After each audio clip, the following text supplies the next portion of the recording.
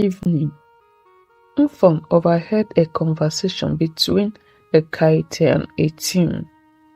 Her heart sank as she realized they were discussing bringing another woman into their home. Ekaete, excitedly, Ini is ready.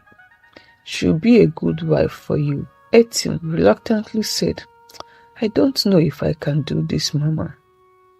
Mfon, quietly to herself, so this is how it ends.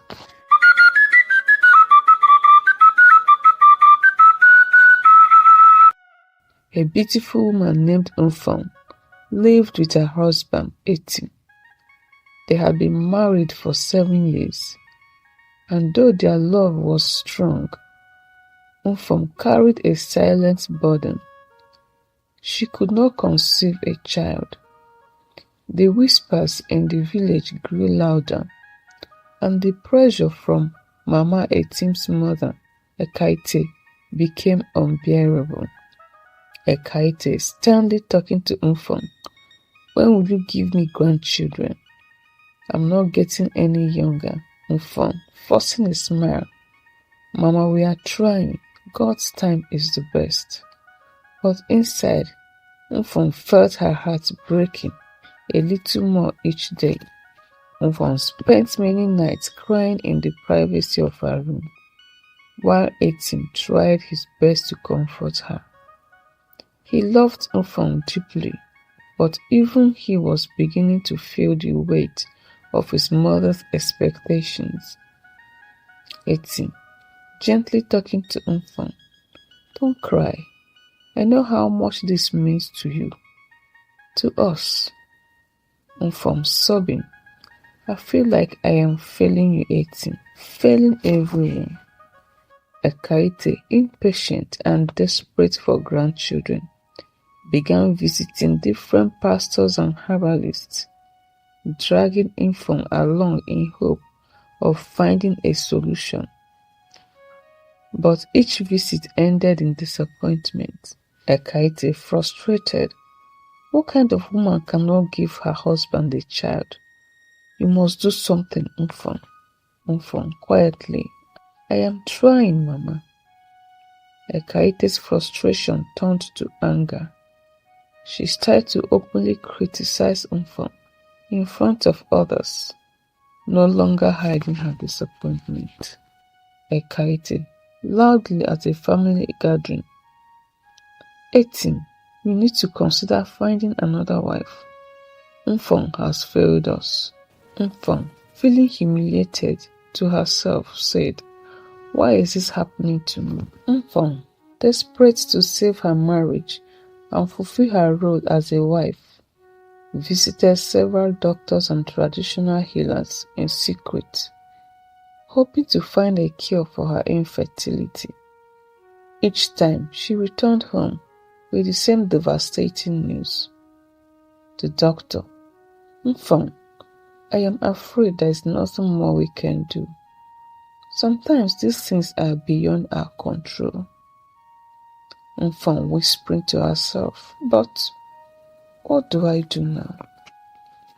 Ekaete, determined to find another woman for herself, secretly began looking for a younger fertile woman who could give her grandchildren she desperately wanted. She found a young woman named Ini, known for her beauty and fertility. Ekaete, whispering to her son, this Ini is the answer to our problems. She can give you what Mfon cannot. Etim, hesitant, but Mama, I love Mfon. Etim found himself between his love for Mfon and the relentless pressure from his mother.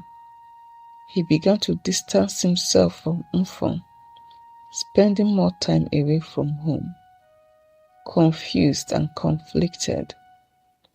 Etim, to himself, what do I do? I can't break Mfon's heart, but I can't ignore my mother. One evening, Mfon overheard a conversation between Ekaete her mother-in-law, and Etim, her husband.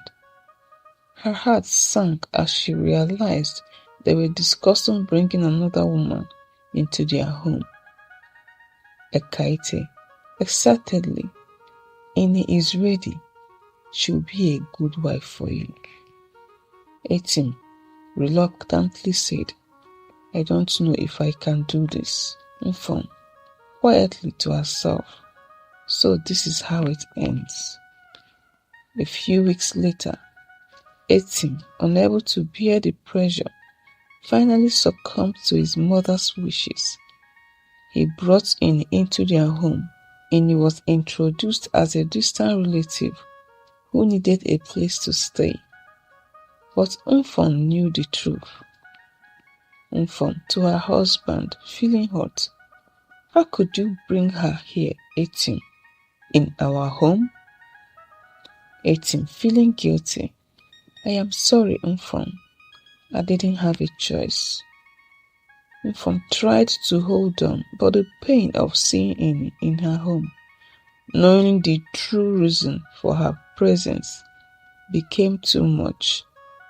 One night, she packed her bags and left, leaving a note behind. Mfon, writing the note tearfully, I love you, Etim, but I can't stay here and watch this. Goodbye. Mfon moved to another town, determined to start over. She found a job and began rebuilding her life, though her heart ached with the pain of her failed marriage. Mfon said to herself, I will survive this. I have to. In her new town, Mfon met Obong, a kind and understanding man. They became friends, and slowly, Mfon began to heal. She didn't tell me about her past, not wanting to relieve the pain. Obong, smiling, it's good to see you happy. Mfon smiling back, thank you, Obong, you've been a good friend. As the months passed, Mfon and Obong grew closer. He was patient and never pressured her about her past or their future. Mfon found herself falling in love again, though she was afraid of getting hurt. Mfon said to herself, could I really love again? After everything that happened, Obong eventually asked Mfon to marry him. Though she was hesitant, fearing a repeat of her past, she agreed, believing she deserved another chance of happiness. Obong, taking her hands, Mfon, I promise to love and cherish you. Will you marry me? Mfon, with tears in her eyes, yes, Obong, I will. A few months after their wedding, Mfon began feeling unwell. She visited the doctor, fearing the worst, only to receive a shocking news. Congratulations, Mfon. You're going to be a mother. Mfon, stunned. Pregnant? But how? Mfon could hardly believe it. After years of trying and failing, she was finally going to have a child. She rushed home to tell Obong, who was equally overjoyed. Mfon, crying with happiness, Obong, we are going to have a baby. Obong, lifting her off her feet, this is a miracle, Mfon.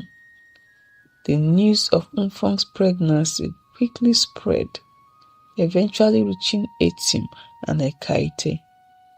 They were shocked and confused, as they had believed Mfon was barren. Etim, to himself, looking stunned. Mfon, pregnant? How? Ekaete, in disbelief, it must be a mistake. Etim's joy with Ini was short-lived. They had 2 children, but Ini insisted on moving abroad for better opportunities. Before they could travel, They were required to undergo several medical tests, including a DNA test. The results were devastating.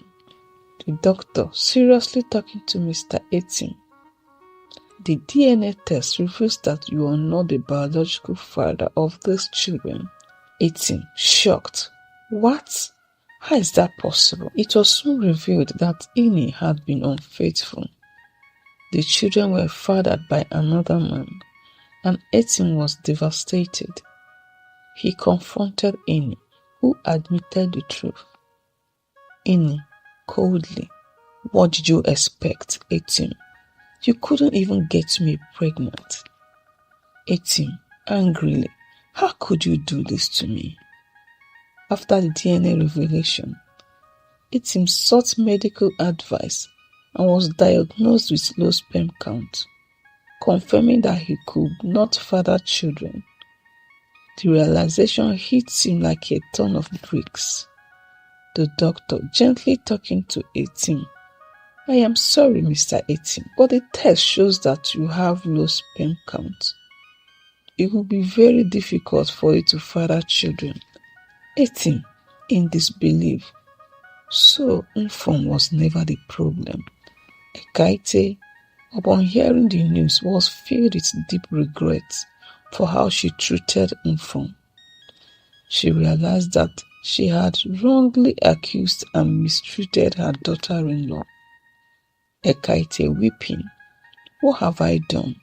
I drove away a good woman for nothing. Meanwhile, Mfon's pregnancy progressed smoothly. She and Obon were thrilled and prepared eagerly for the arrival of their child.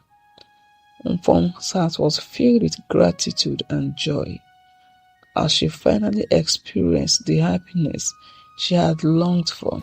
Mfon smiling, arranging baby clothes. I never thought I would see this day. Ubong holding her from behind. Our child will be so loved.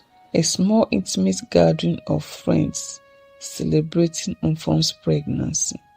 Friends laughing, giving gifts. You're glowing, Mfon. Motherhood suits you.